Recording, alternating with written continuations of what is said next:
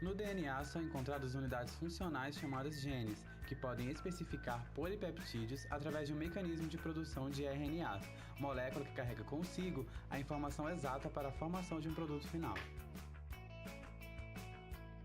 Essa função só pode ser realizada através do processo de transcrição, procedimento que permite o uso das informações contidas nos genes para sintetizar proteínas.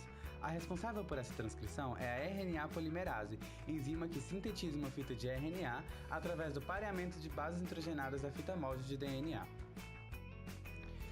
Para que a transcrição ocorra de forma correta, é necessário que a região do gene a ser transcrito seja devidamente indicada. Para que a mesma possa ser indicada, o DNA enovelado precisa se descompactar. A descompactação é realizada pela ação de enzimas acetiltransferases, modificadores de histonas e proteínas de remodelação da cromatina. Estando descompactado, o DNA apresenta uma sequência específica de nucleotídeos que antecedem o gene desejado, chamada de região promotora ou promotor. Essa sequência específica de DNA permite que proteínas constituintes da maquinaria RNA polimerase se liguem a ela para auxiliar e dar início à transcrição. Esse conjunto de proteínas são chamados fatores de transcrição. Voltando aos promotores, em seres eucariotes é comum a presença do promotor chamado Tata Box na extremidade 5' da maioria dos genes transcritos. O Tata Box é assim chamado devido às bases que o compõem, sendo elas TA, T, AAA.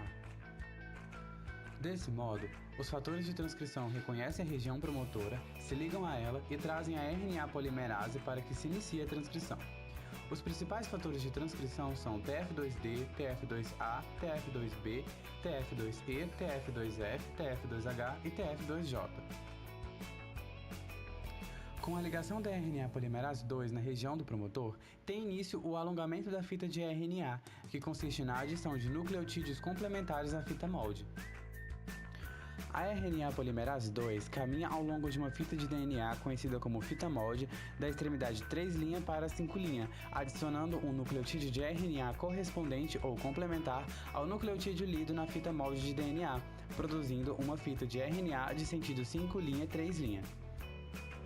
Por exemplo, se a fita molde de DNA possui sequência de nucleotídeos AGC, TAG, GC no sentido 3', 5', a RNA polimerase 2 irá produzir uma fita de RNA de nucleotídeos complementares, sendo ela UCG, AU, CCG de sentido 5', 3'.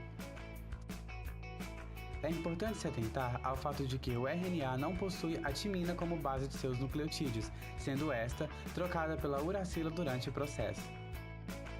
Quando a RNA polimerase sabe a hora de parar?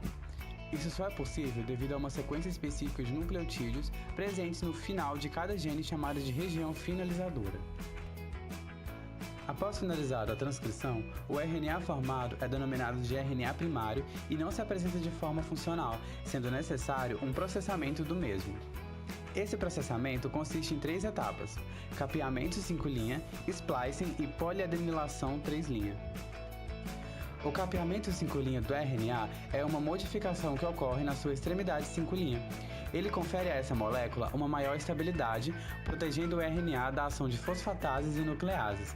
Além disso, ele aumenta a chance desse RNA ser traduzido pelos ribossomos, levando a uma maior produção de proteínas. Outra etapa do processamento do RNA mensageiro é o splicing.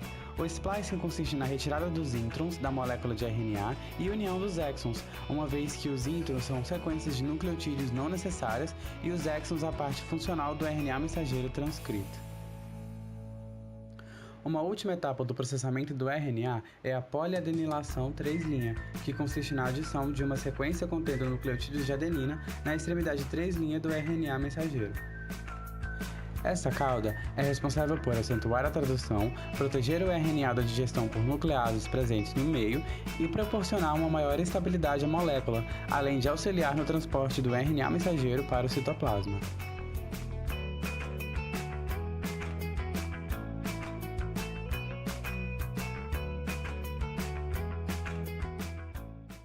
Created using Powtoon.